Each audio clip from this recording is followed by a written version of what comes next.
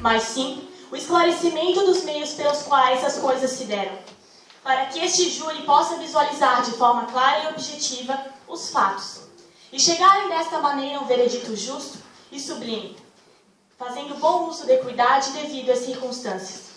Não estamos falando de uma ação premeditada não, meus senhores. Tudo isso ocorreu de forma inesperada. Com isto, não tratamos de assassinos que matam por simples crueldade. Estamos de frente a homens de bom caráter, homens de boa índole, homens trabalhadores como cada um aqui presente, mas que, infelizmente, sofreram com uma grande fatalidade.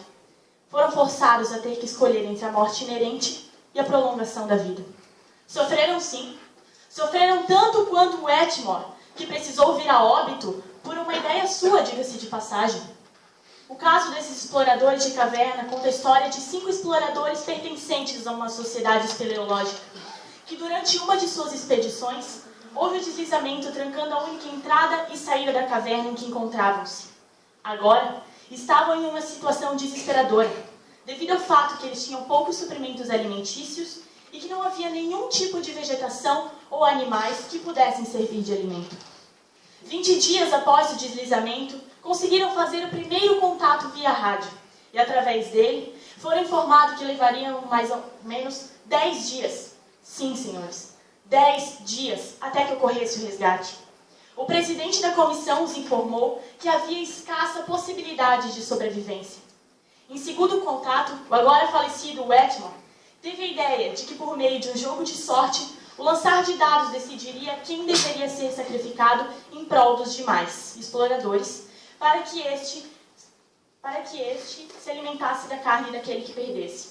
Porém, antes de pô-lo em prática, tentaram recorrer a conselhos de um juiz, autoridades governamentais, pessoas mais instruídas que eles mesmos, para saber qual decisão deveria ser tomada em função da ideia proposta, se aceitariam ou não. Já que ninguém quis se pronunciar, decidiram, sem contato novamente com o mundo exterior, já que se acredita que as pilhas do rádio acabaram, realizar o tal jogo. No 30º dia após o seu confinamento, quando finalmente libertos, descobriu-se que Roger Wetmore havia sido morto e servido de alimento para seus companheiros 7 dias atrás, após 23 dias presos dentro de uma caverna sem comida e sem nenhuma esperança de serem libertos. Segundo os depoimentos no decorrer do jogo, quando chegara a vez de Wetmore lançar os dados, este havia desistido, sugerindo em seguida que esperassem um pouco mais de tempo. Seus parceiros encararam-no como um violador do trato este que, devemos lembrar, ele mesmo havia sugerido. Um dos exploradores, portanto, atirou o dado em seu lugar, e o Wetmore, que não ofereceu nenhuma objeção, acabou sendo sorteado para sacrificar-se em prol dos demais. Eu lhes trago neste momento, senhoras e senhores, 3 motivos pelos quais estes homens são inocentes. A sobrevivência dos exploradores desde sua entrada na caverna já poderia ser considerada mínima, não só pela pouca quantidade de mantimentos, mas também pelo fato de a rocha da caverna ser composta por calcário, que, por sua vez, é composto por substâncias químicas que inviabilizam a ingestão de tudo que entra em contato com elas. Quando a água entra em contato com esta rocha, ela deixa de ser uma substância pura e se torna uma solução diluída de ácido carbônico, ou seja, os exploradores não poderiam beber a água encontrada dentro da caverna. Por consequência, não havia também quaisquer tipos de vegetação que servisse de alimento. Logo, os riscos de se morrer por desidratação era grande. Os exploradores poderiam até substituir água por urina, mas com o passar dos dias, ela começaria a fazer mal para a saúde. A urina é composta por pelo menos 95% de água e os 5 restantes não são propícios para a ingestão. Ela transporta o excesso de eletrólitos, como sódio, cloreto e potássio. Também carrega toxinas na forma de ácidos a partir do rim. Os eletrólitos, por sua vez, permitem que algumas das células conduzam eletricidade. Porém, sódio em excesso extrai água das células, desidratando assim estes injustiçados homens aqui presentes. E, além do mais, com muito potássio na corrente sanguínea, torna o risco de um ataque cardíaco eminente. Dirão até que não seria possível observar o dado no escuro. Porém, é possível senti-lo sim ao toque, tornando a jogada justa e válida, como podem observar.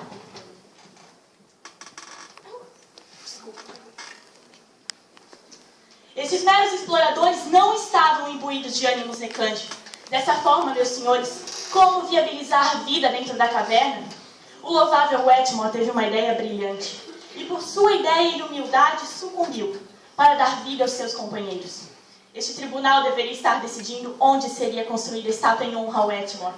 Pela sua brava atitude, atitude esta de sacrifício, e não se preocupando com a culpa dos acusados. Eles fizeram cumprir uma última vontade de um venerável homem, e guardarão sua lembrança para sempre. Roger pode até ter desistido, mas nos assiste com tristeza no olhar, pensando por que a acusação está tentando matar os homens que ele honoravelmente salvara. Muito obrigada.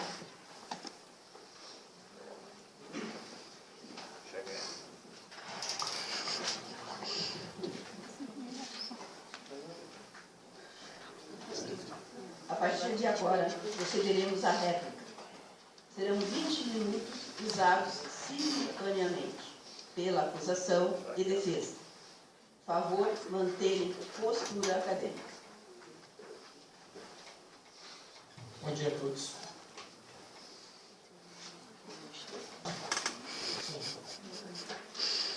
Esses acusados, os pobrezinhos, coitados, imagina, não mataram o Wetmore por simples piedade. Imagina, não. Sim, eles cometeram um crime, um ato brutal e desumano perante a vida de Roger. Devo dizer que esses homens agiram com o tempo, planejaram, discutiram sobre o que iriam fazer. Sim, ressalto que o Estado não se calou e não se omitiu, como a defesa disse.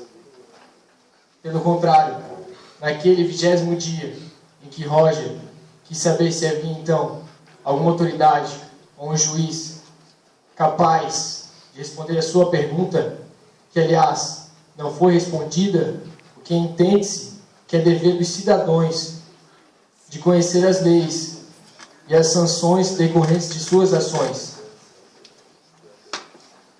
Além disso, esses exploradores agiram com total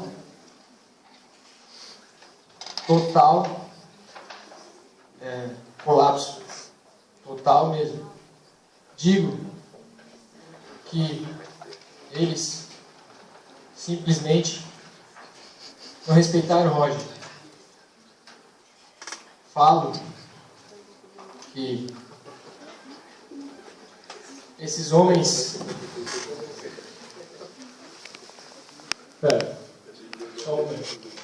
A defesa falou que esses homens sacrificaram, que a maior justificativa para a morte de Roger foi a sobrevivência, de matar para se alimentar. Por que então não se automutilar? Ou então esperar que a natureza matasse um primeiro? Que a natureza, que algum explorador morresse primeiro por causas naturais, e assim proceder ao ato de fagocitação ou de antropofagia. Data vênia.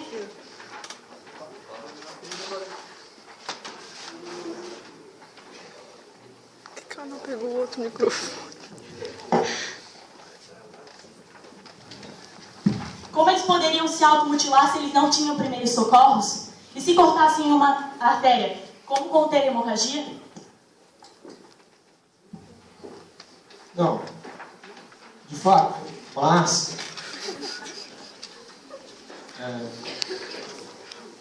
Ficou sem resposta. Como?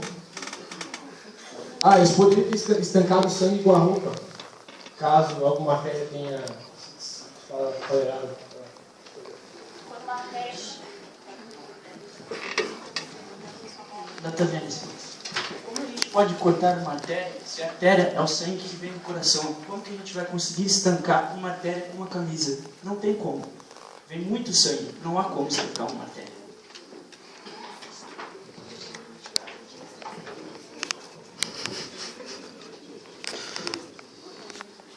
Mudando totalmente de assunto. Já que passo a palavra, então, para a minha cara doutora advogada. Porra, tu viu muito nesse vídeo. Será que eu levanto pra filmar? A base emocional e subjetividade minam esse caso. Um caso de veredito certo e incontestável torna-se uma novela dotada de impressões pessoais. A lei a ser aplicada é perfeita em seu consenso, como rege a nossa legislação no artigo 12A. Porém, a defesa, munida com emoção, a pior das incertezas, vem desestruturando a nossa legislação. Digo aos senhores... Pois não? Não se trata da nossa legislação. Devo concordar com meu amigo. Então, eu convido os senhores jurados a uma reflexão. Reflexão essa que vai partir do princípio da moralidade. Nós, como seres humanos, sabemos que a moralidade tem o objetivo de resguardar a necessidade para o bem da coletividade. E como seres humanos, possuímos a capacidade de atuar. Nós temos o nosso livre-arbítrio. Livre-arbítrio, qual é um elemento... Tá vendo, excelência? A senhora falou da coletividade, cara colega. Coletividade que 4 vidas foram salvas. Deveria se perder 5 então, senhora? Será, excelência, que 5 vidas deveriam ser perdidas? Como o nobre colega disse, esperar a morte? Essa é a coletividade? A coletividade é que o Wetmore pensou nos seus colegas. Isso é coletividade, senhores. Isso é um exemplo. Essa coletividade, minha colega. Veretíssima, por gentileza, 1 minuto a mais.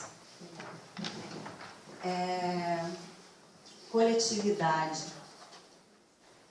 O senhor poderia, os senhores, no seu consenso, me permitam pegar o dicionário e no mesmo eu vou encontrar a palavra citada, mencionada pela minha nobre colega, escassez. Escasso no dicionário significa raro, pouco, mas não impossível. Logo, eu devo questionar: esses homens morreriam realmente? Raro. As possibilidades eram escassas, mas não impossíveis, senhores. Data vênia, excelência. Pois o dicionário ele apresenta palavras técnicas e não a ciência. Pois a escassez que nos referimos são dados científicos que não poderiam suprir as necessidades desses pobres homens que estavam presos dentro daquela caverna. Desculpa, eu devo dizer que a minha oralidade, com todos aqui presentes, então, é incorreta. Pois toda palavra pronunciada por nós aqui, baseia-se no nosso querido dicionário. E qual seria esse dicionário, por favor? Seria um Rolls ou um Aurélio? Qual dicionário? Dicionário, na minha concepção... Mas ele não está dando ideia, senhores. Primeiro, olha só, foi também o Wetmore quem primeiro propôs a forma de tirar a sorte, chamando a atenção dos acusados para o par de dados que casualmente trazia consigo. Mas quem... Data vênia.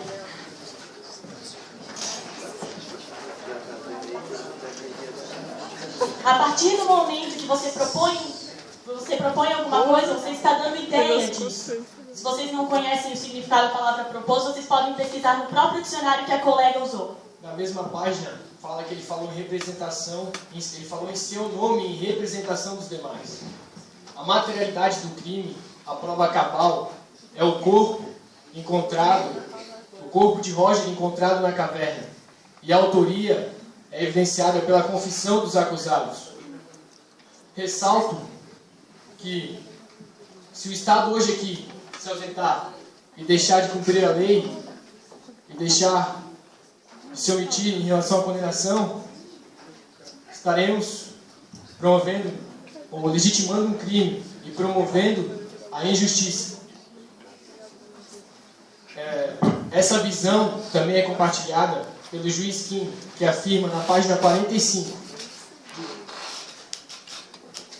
Vou pedir para um jurado acompanhar a página, para falar que eu não estou inventando.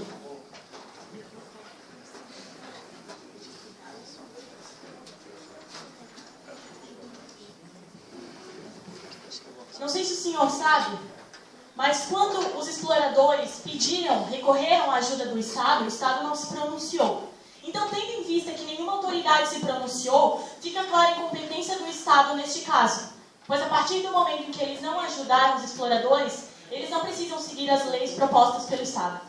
Já falei que é obrigação do cidadão de conhecer as leis, as consequências de suas ações. E, por favor, acompanhe, caro jurado. Decorre a obrigação do Poder Judiciário de aplicar fielmente a lei escrita e de interpretá-la de acordo com o seu significado evidente, que consta na página 8. Data vênia, excelência. Não terminei ainda, por favor. Então, sem fazer referências aos nossos desejos pessoais ou às nossas concepções individuais de justiça. Conceda a palavra ao nobre colega. Obrigado, excelência. Página 5. Página 5. O Wetmore quis saber, então, se havia um juiz ou outra autoridade governamental que se dispusesse a responder à pergunta. Nenhuma das pessoas integrantes da missão de salvamento mostrou-se disposta a assumir o papel de conselheiro neste momento. Podemos presumir com toda certeza que nenhum membro do governo ou governo estava presente no local da tragédia. Isso mostra a total incompetência do governo com esses pobres homens aqui, vítimas, tão vítimas quanto o Wetmore. Se isso de fato fosse verdade, esses homens não estariam hoje aqui, porque o Estado então não trabalhou no socorro dos 5, não dos 4. Porque Roger não está aqui. Ele foi morto de forma brutal e cruel.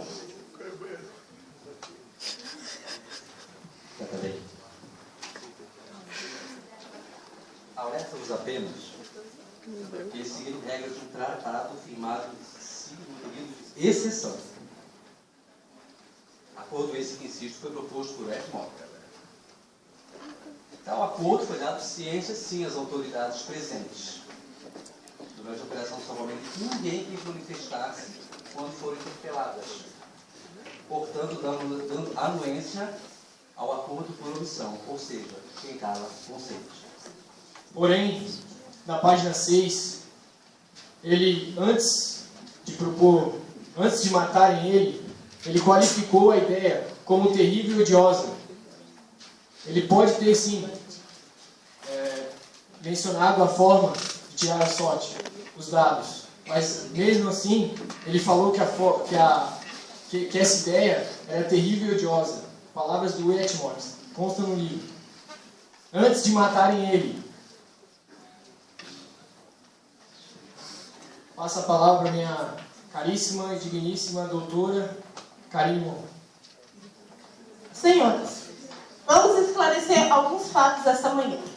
Primeiro, Sr. Wetmore falou em seu nome e em nome dos seus colegas com o Estado a respeito de fagocitarem um deles, em representação dos demais. Segundo, ele propôs, no entanto, ele não propôs a morte deles, ele propôs jogarem os dados. Segundo, como dizer que o Estado não estava presente se mandaram 10, com licença, se mandaram 10 operários? Excelência. Posso continuar a minha... Data vênia.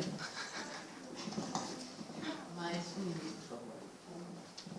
Como não dizer que o Estado não estava presente? Se mandaram operários, mandaram trabalhadores para lá, como dizer que o Estado se calou?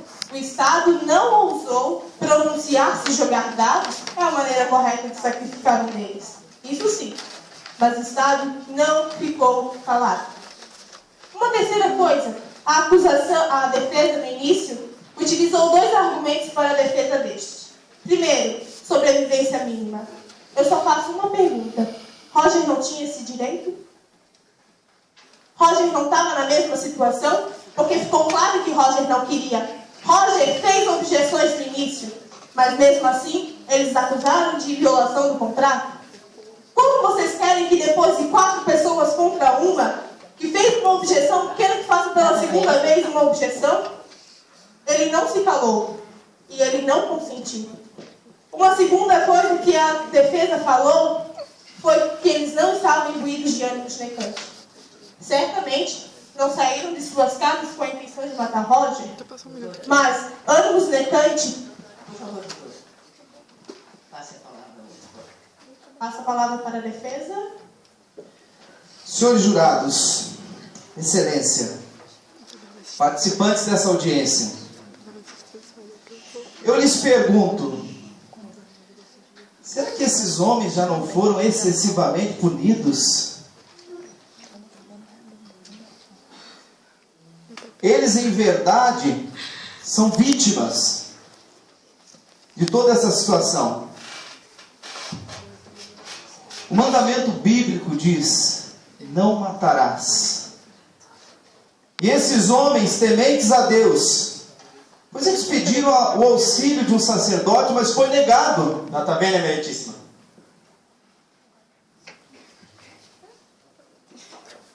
Conceda a palavra ao nobre colega.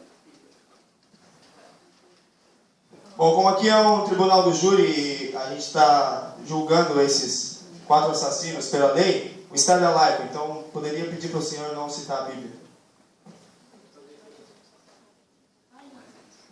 Aqui é uma questão de... não de Bíblia, mas como estão esses homens? É questão de consciência, senhores. Eles estão sofrendo pela sua consciência. Imagine o sofrimento dessas pobres criaturas. Nota bene, Meritíssima. Nós não estamos aqui para negar o ocorrido, Excelência. Nós não estamos, jurados, nós não estamos aqui para negar o ocorrido. Aconteceu realmente. Negar o ocorrido seria o quê? Por favor, mantenha postura acadêmica. Seria... Passa a palavra. Passar a palavra? Não, o senhor está com a palavra. Nós não estamos negando, nós estamos querendo que os senhores vejam os fatos, de fato, como aconteceram. Primeiro, o Wetmore propôs, como nós temos até agora colocado, foi o Wetmore que propôs que fagocitasse a carne de um deles. O livro diz na página 6, do contrário, sua sobrevivência seria impossível, senhores. Nós não estaríamos fazendo esse julgamento, esses 4 homens estariam mortos, e também o Wetmore. A segunda questão, senhores, ele propôs a forma para escolher das pessoas. Casualmente, ele tinha esses dados no bolso. Terceiro, sim, ele desistiu do acordo, como seus acusadores argumentam. Porém, o sorteio foi justo e ele disse que não tinha objeções. Sim, senhor. Se o senhor quer falar tanto de consciência, o próprio livro diz que eles tiveram consciência do ato. Tanto que foi um ato premeditado. E eles tiveram 3 dias para pensar. Eu quero dizer para o senhor que ele foi o primeiro a propor o acordo. E pelo que eu sei dos meus conhecimentos, que se teve o primeiro, é porque também teve o segundo. Então, isso não diz que ele foi somente ele que deu a ideia. Como a acusação deve ter lido no livro, na página 8, com certeza eles vieram preparados. Lá diz o seguinte: dissolvido o júri, seus membros enviaram uma petição conjunta ao chefe do Poder Executivo, pedindo que a sentença fosse comutada em prisão de 6 meses. E é o que nós estamos aqui para fazer, não para negar o ato, para negar o fato. Mas nós estamos aqui para fazer justiça. Nota bene, meritíssima. Gostaria de mais um minuto, Excelência, só para concluir. O juiz da primeira instância endereçou uma petição similar à mesma autoridade. Ou seja, ninguém quis assumir a responsabilidade, senhores.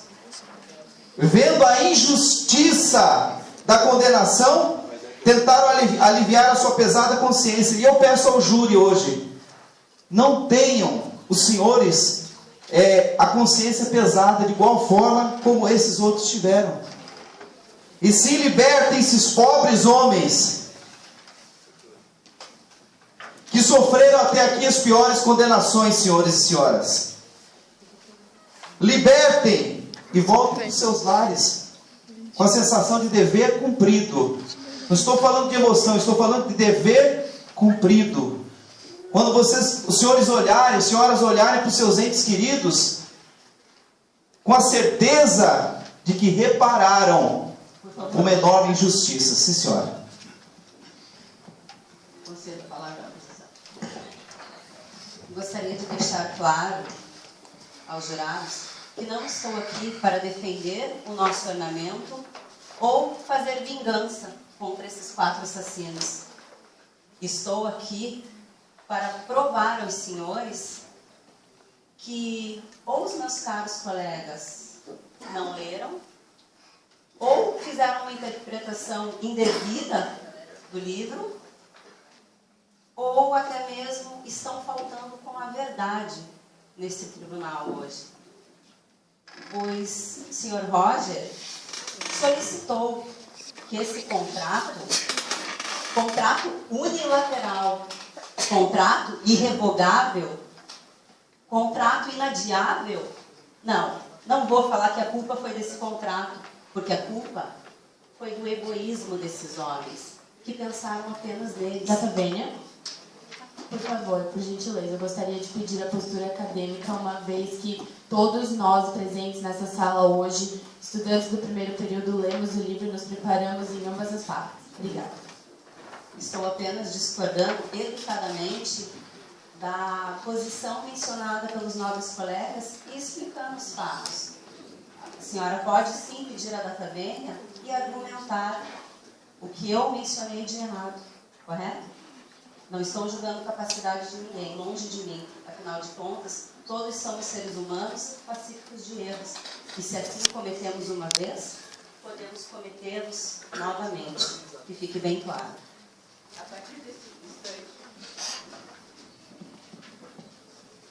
partir desse instante, concedo 20 minutos para a tréplica.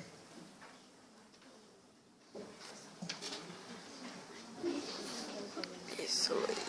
Muito bom dia. Muito bom dia. Eu gostaria, jurados, que por um momento vocês se colocassem no lugar dos exploradores. Após o deslizamento, como todo homem, como poderia acontecer com todo ser humano, eles estariam com medo. Um sentimento normal, irracional. Logo, independente da Constituição ou das leis, essa seria a última coisa na qual eles pensariam. Tudo que eles queriam era sair logo de lá. E a cada mensagem transmitida era apenas um... Data vênia, Beretícia. Deixa ele terminar de falar. Não concedo. A cada mensagem transmitida, eles apenas ficavam mais isolados e cada vez com mais medo. Eles poderiam, talvez, ter sobrevivido com a alimentação que tinham, mas ela acabou rápido. Logo, dá-se a entender que eles agiram de forma irracional. Porque se eles tivessem consciência do que estavam fazendo, a comida não teria acabado. Logo, o Etmore propôs um jogo. Não temos mais comida. Precisamos nos alimentar. Vamos tirar uns dados. Algum de vocês jogaria a vida nos dados comigo? Eu acho que não. Mas foi o que eles fizeram. Eles pensaram isso em grupo, assim que o Etmore propôs a ideia. Eles argumentaram. Eles trabalharam como equipe. Sim, o Etmore morreu. Mas o que o impediria de estar aqui hoje por um simples balançar de pulsos? em nós estarmos julgando o caso de outra pessoa.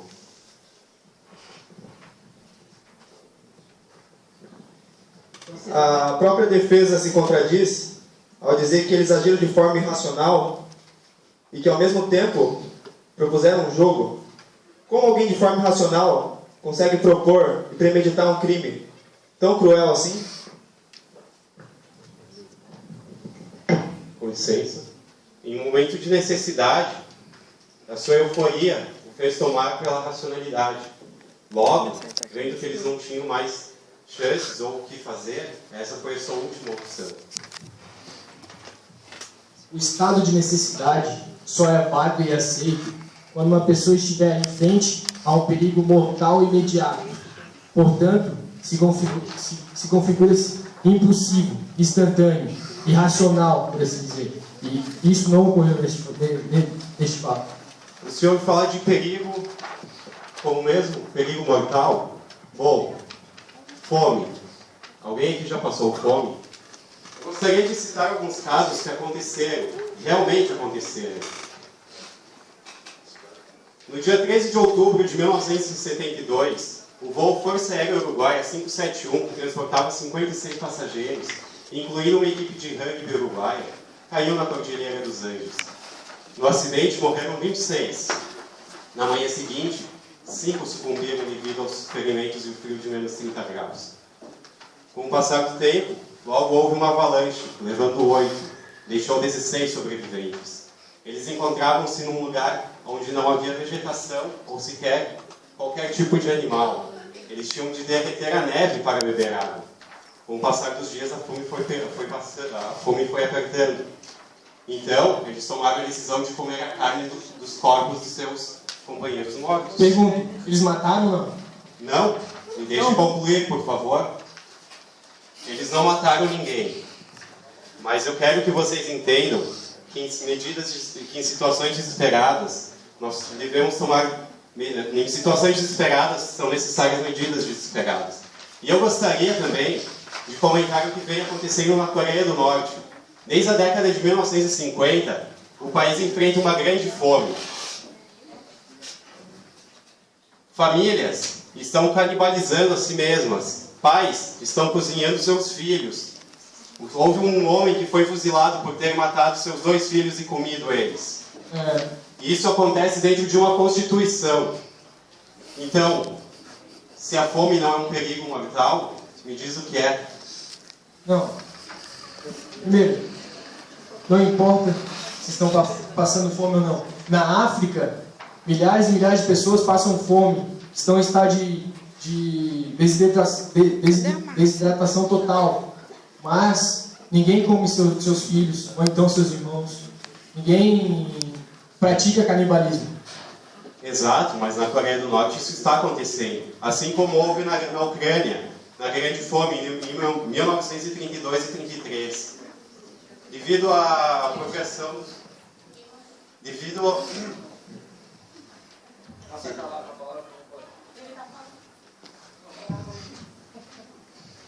Na Ucrânia, em 1932 e 1933, houve um caso não muito diferente do que aconteceu na Coreia do Norte.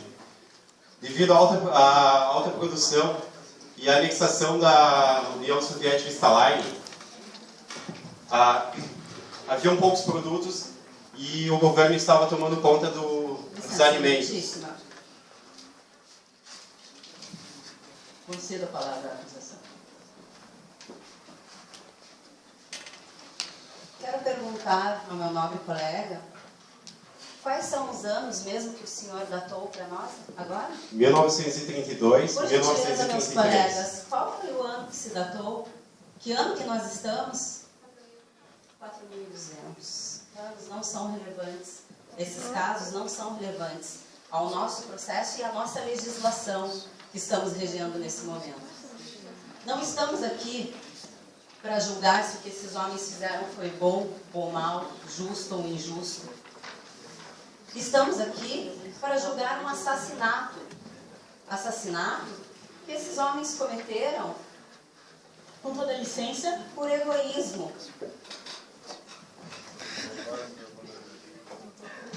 Não concedo a palavra da colega. assassinato que esses homens cometeram por puro egoísmo. Quem me garante que os dados apontaram realmente aqueles números? O senhor tem conhecimento de como é o chão de uma caverna dessa? Ela não é um chão liso. Como podemos assegurar que o dado não está inclinado, sim, reto? Já que o chão da caverna não é um chão liso. Como podemos saber se essa sorte foi tirada de forma correta? Como podemos saber se esses homens, através de força, através de coerção, não intimidaram o senhor Whitmore? Afinal de contas, o senhor Whitmore não fez objeção, mas nem eu faria se nesse momento mencionei que os fatos não são importantes. Os dados, por favor. Onde estão os dados? Aqui está. Os dados, por acaso, estão virados? De modo, eu precisei jogar os dados no chão para fazer o sorteio? Não. Por favor, pegue os dados. Você consegue sentir os dados? Perfeitamente. Não há necessidade de jogar os dados no chão. Como eu disse, Obrigado. a defesa está se baseando em alegações deles. Não foi dito em momento algum que os dados foram soltados, jogados em suas mãos. Concedo, falta 2 minutos. Por que você bota aqui até? Essa daí. Se não estava no livro que eles haviam sido jogados no chão, que eles não haviam sido jogados na mão, como é que a senhora afirmou que eles foram jogados no chão? E outra, como os casos que o meu nobre colega utilizou não são relevantes, se a senhora até agora estava tratando de artigos? Obrigada. Novamente eu digo aos senhores, eles estão tanto mencionando contratos, leis, mas eles estão partindo por um fato mais natural. Eles querem que voltemos à era primitiva. A partir do momento que o direito positivo entrou em legislação, o direito natural deixou de existir. Nada bem. Você diz? Realmente, alguma base dos nossos argumentos são da parte primitiva, mas o homem não deixa de ser um animal. Nós apenas estamos domesticados, nós temos instintos, nós temos medos, e esses instintos... E esses instintos são impulsivos e de forma irracional, não diferente de um animal do meio selvagem. Concordo com ele, afinal de contas, um animal amedrontado, uma aranha, ela recua, ela se afasta. Um animal selvagem, perigoso, ele ataca. Passo a palavra para minha amiga Karina. Senhor, o senhor falou que os homens são irracionais. Somos tão irracionais que estaríamos nós fazendo aqui neste tribunal. Estaríamos, não sei, de repente, eu não compreendo. Porque, na verdade, os senhores colocaram claramente que esses homens não estavam na nossa legislação. O que estaremos aqui fazendo isso? A defesa falou isso. O que estamos aqui fazendo? Eu peço aos jurados que pensem. Olhem, silêncio. Por favor, mais um minuto. Eu peço aos jurados que olhem para suas mãos. Pois hoje, cabem a elas a justiça, cabem a elas a verdade. Verdade a qual confirma o assassinato de Roger por esses assassinos frios, calculistas. Todos nós sabemos que não importa a Constituição ou o acordo que eles tenham feito, a única que vale dentro do nosso território é o Estado. Obrigada. No caso, foi estado de coação, que foi citado que o ser humano é irracional. Nesse momento, nós não estamos em estado de coação, senhores jurados. Nós estamos aqui para promover a pura justiça.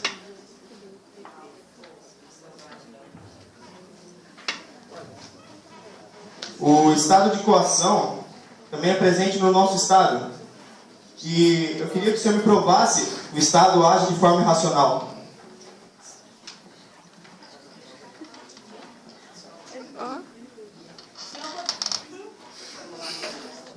Acusação, por favor, repita a pergunta. O senhor disse que a coação está altamente ligada a agir irracionalmente. E a coação é presente visivelmente no nosso Estado. Eu queria que o senhor me provasse de que forma o nosso Estado age irracionalmente. Exatamente. Coação está altamente... Eu pergunto, o senhor está meio deslocado. O senhor acabou de falar que a coação está altamente ligada à irracionalidade. O promotor está colocando palavras na minha boca, senhores jurados. Apenas nós explicamos que a situação em que o nosso colega colocou foi no momento em que eles estavam coagidos por uma situação nada a ver com o Estado. Então, o amigo está colocando palavras na minha boca, está tentando confundir os senhores jurados. Isso é uma coisa muito séria. Senhor promotor, o senhor está deslocado. Em que momento eu disse que o senhor falou do Estado? O senhor está colocando palavras... Eu coloquei que o senhor colocou que eles estavam em um estado de coação. Alta coação? Não coloquei alta coação. O senhor falou que eles estavam em estado de coação e por isso agiram com irracionalidade. Vou novamente colocar a minha palavra aqui, senhores. Essas pobres vítimas aqui, esses homens, eles estavam no estado de sofrimento. Ali nos diz que não havia possibilidade do quê? De sobrevivência se eles não se alimentassem. Então esse é o estado, esse é o momento de dificuldade extrema que eles estavam passando, não na nossa sociedade. Nossa sociedade nós conseguimos nos entender, né? Mas esses homens estavam numa situação extrema. E é isso que nós queremos. Nós não queremos fugir do foco aqui desse julgamento. Não tirar o que aconteceu, realmente aconteceu, mas o que nós queremos colocar, senhores, é o estado, o momento, a dificuldade, a situação que levou esses homens a cometerem esse... Conceda a palavra à acusação. A condenação mostra e significa que o Estado agiu. O Estado pune e reprime crimes cruéis iguais a este. Excelência, com licença. O colega diz que o Estado age, senhores. E aí esses homens, à beira de morrer de fome, chamam o Estado. Ei, Duralex. E aí eles... Ninguém dá uma resposta para eles. Sim, senhora? Eu só quero colocar mais um minuto, excelência. Eles estavam numa situação em que nem o Estado, nem uma junta médica deu a sua opinião. É isso que nós queremos colocar aqui nesse julgamento. É isso que nós queremos falar, senhores. O Estado não foi responsável. Senhores, ele foi, naquele momento, irresponsável. Não irresponsável no sentido pejorativo, excelência.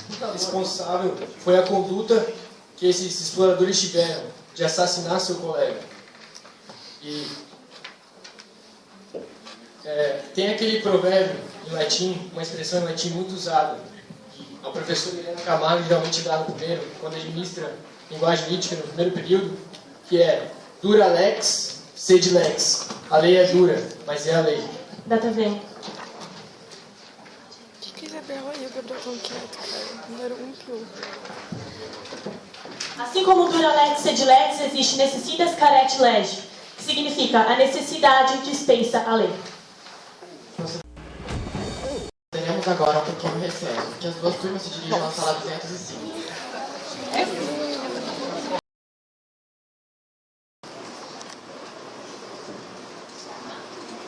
Bom dia, senhoras e senhores do júri. venho aqui reafirmar o que a promotoria comprova neste caso. Os réus são culpados. Se vocês abrirem o livro na página 8, lá vai estar escrito que quem quer que intencionalmente prive outrem da vida será punido com a morte. Eu repito a palavra intencionalmente. Os réus tinham a intenção de matar o Eltmore. Eles estavam sim imbuídos de ânimos necantes, senão não teriam feito o ocorrido. O fato é irrefutável. Os réus mataram e fagocitaram o Eltmore.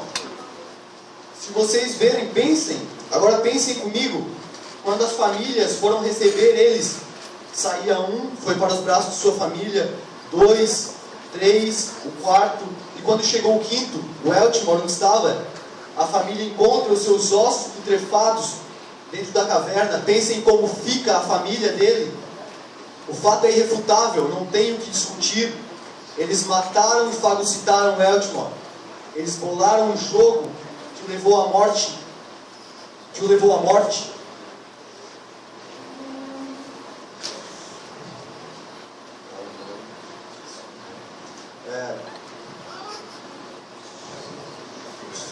O fato, como eu disse, é irrefutável. O Estado não se calou, o Estado mandou máquinas, mandou homens, mandou profissionais qualificados para tirar os homens da caverna. E no fim o que eles fizeram? Mataram e fagocitaram o Eltmore. Agora eu venho aqui finalizar com uma frase que é o lema internacional dos exploradores de caverna. Em uma caverna nada se tira, a não ser fotografias. Nada se deixa, a não ser pegadas. E nada se mata, a não ser o tempo. Passo a palavra agora para Isabela. Senhores, é evidente a todos, como constam os autos deste processo, que estes réus agiram sim com ânimo necante. Aqui não nos baseamos em fatos de senso comum para resolver os nossos problemas jurídicos. Sabemos que o nosso ordenamento é fruto único da sociedade, que ele é a resposta aos problemas sociais. Assim como garantimos a vida, nós garantimos a justiça. Assim como garantimos os direitos de um cidadão, nós garantimos a cobrança dos deveres do mesmo. Eu gostaria de deixar claro que os exploradores não estavam em um estado de necessidade. Roger não apresentou perigo iminente a seus companheiros. Até porque ele bem sabia que não teria chance contra 4 homens. A outra parte afirmou que os exploradores poderiam ter afirmado que os exploradores estavam esgotados psicologicamente. Meus caros, tenho total convicção de que estes assassinos tinham sim condições de racionalizar perfeitamente. Como sei disso? Simples. A ideia foi pensada, sim, imaginada por todos. Mais tardar, por infortúnio verbalizada pela vítima. Depois, os exploradores pensaram sobre ela, discutiram, inicialmente recusaram. E no final de tudo, resolveram até mesmo propor um jeito de escolher quem seria o sacrificado. Todavia, e Roger, quando chegou na sua vez de lançar os dados, foi proposto que um dos outros exploradores jogasse os dados em seu lugar, enquanto já o faziam. Roger não teve nenhuma objeção, pois ele não teve tempo para argumentar, ele não teve tempo para se defender. Roger sabia que essa ideia era terrível e odiosa. Também poderá ser dito, e foi dito, que a ideia inicial foi de Eltmore, que o suposto contrato foi selado por ele. Porém, vos digo que o Eltmore, como ser humano, percebeu seu erro. Ele apenas disse o que todos pensaram.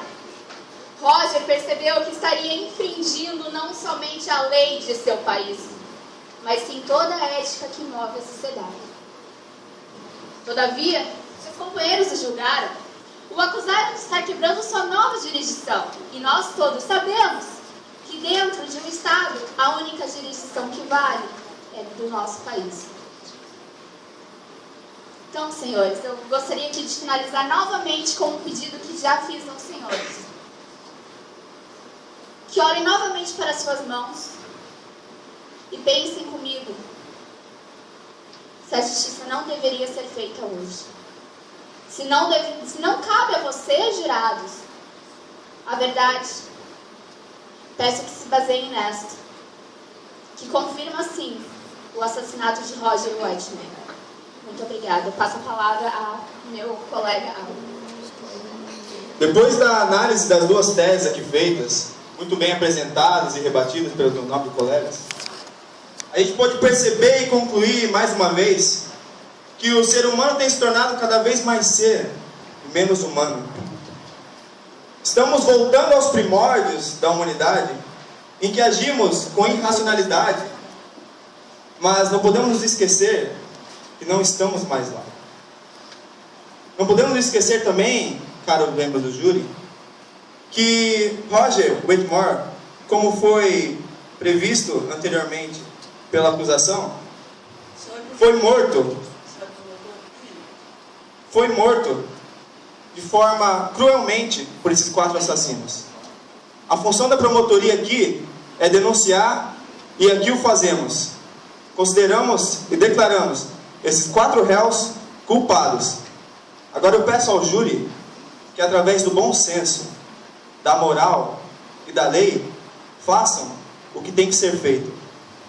Não como forma de vingança, mas como medida de justiça. Obrigado. Para encerrar sua tese, convido a defesa a fazer uso da palavra.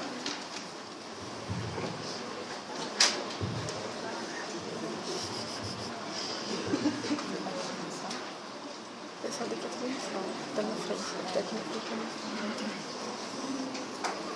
Bom dia a todos. Iniciaremos a nossa conclusão de defesa. É válido lembrar que 3 minutos sem ar, 3 dias sem água e 3 semanas sem comida é o suficiente para causar óbito, levando em conta também que os argumentos apresentados por nós da defesa foram baseados em fatos científicos e não em senso comum. Deveríamos, todavia, desperdiçar as outras vidas que foram perdidas quando tentaram salvar Whitmore? Deixo esta pergunta para vocês refletirem. Passo a minha palavra para o Dr. Luiz.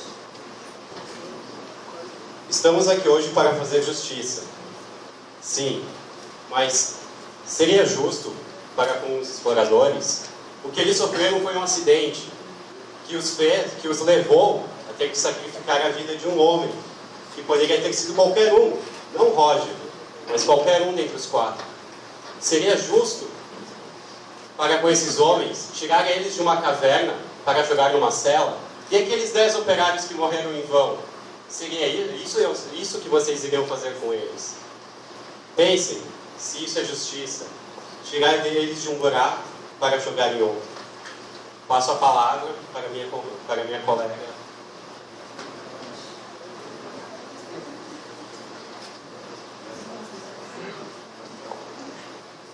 Diante de todos os argumentos apresentados, fica muito claro que o fato somente se concretizou uma vez que os 4 exploradores estavam sob situações adversas àquilo que foram acostumados em suas rotinas. Pois se naquela caverna esses pobres vítimas nunca tivessem entrado, não estariam neste tribunal hoje e nunca seriam julgados pelo que estão sendo nessa manhã. O fato só ocorreu no 23º dia de confinamento forçado, no escuro de uma caverna. Essas pobres vítimas não estavam imbuídas de ânimos necândidos. Esse instinto só poderia ser acordado num estado de extrema loucura e desgaste psíquico-emocional, exatamente como ocorreu. Sendo assim, não seria justo condená-los à morte, pois a dor de conviver com as lembranças daquela situação, dia após dia, já é duro e cruel o suficiente. Matá-los seria a maneira mais fácil de acabar com essa dor. Então, se vocês querem justiça, eu vos digo, deixem-os vivos. Nenhuma prisão ou condenação à morte seria mais dolorosa do que viver sabendo que se foi o autor de um assassinato e que se fez da carne de sua vítima sua própria refeição, por mais nobre que seja o motivo. Nenhum deles conseguiria livrar-se desse sentimento. E o pior, não há coerção estatal páreo bastante para o sofrimento ali vivido. Estes pobres exploradores pagaram por todos os seus erros naqueles dias sombrios e continuarão pagando por não conseguirem livrar-se das lembranças dolorosas de ver toda a sua moral eliminada. Por tudo isso, a absolvição é a decisão mais sensata, caro júri. Obrigado. Com licença. E por favor, não se esqueçam que se eles não tivessem feito o que fizeram, nós estaríamos realizando não 11, mas 15 enterros.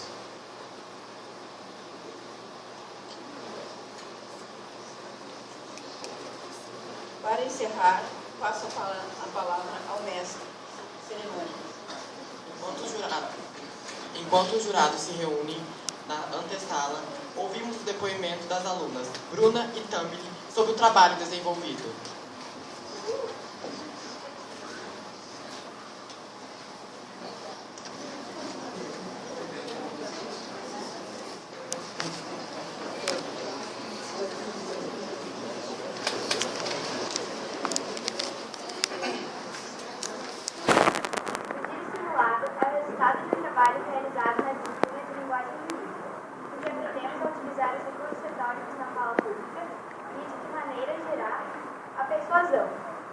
Estudamos muito o livro de Montpellier que discute o direito natural e o direito positivo, e estamos aqui hoje para o ápice dessa atividade. Como aluna do primeiro período, considerei o trabalho de oratória desenvolvido sobre o caso dos exploradores de caverna extremamente relevante para quem quer ser um bom operador de direito. Aprendemos a argumentar e refutar a construir uma identidade oral.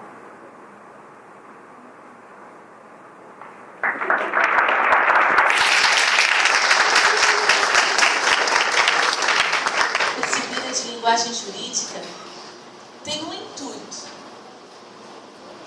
fazê-los desenvolver a habilidade da fala pública. E aí nós passamos quase um semestre estudando os tipos de argumentos. Lembram do argumento de consenso, autoridade, competência linguística, raciocínio lógico, prova concreta, ou os recursos retóricos que a professora passou, aporia, preterição, antecipação. Fora tudo isso, as dicas de postura, de entonação, dicção, como controlar o nervosismo. Apesar de vocês terem aprendido tudo isso, vocês perceberam que na prática fica diferente. Temos que saber lidar com atenção, administrar o nervosismo, saber raciocinar rapidamente. Então a fala pública é um aprender diário. A professora não sabe tudo, nem nunca vai saber. Mas nós temos que nos colocar à prova todos os dias. Então parabéns às duas turmas por terem se colocado à prova. Principalmente os que estão aqui na frente. Se eu não os considerasse competentes, eu não teria incentivado tanto. Os da outra turma, a mesma coisa. Algumas brigas, algumas broncas da professora Eliana, alguns puxões de orelha, mas tudo isso tem uma intencionalidade. Não quero que guardem mágoa, é para o nosso crescimento. Seja qual for a outra equipe, eu quero que a equipe vencedora cordialmente cumprimente.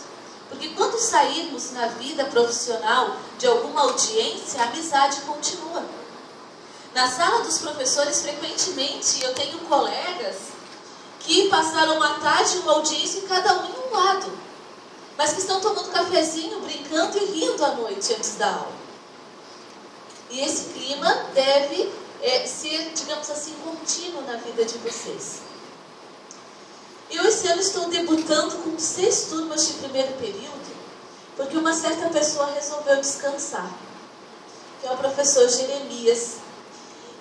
Mas mesmo no seu descanso, na sua aposentadoria, poderia estar em casa hoje friozinho, ele veio nos prestigiar. E eu gostaria que vocês aplaudissem o professor Jeremias.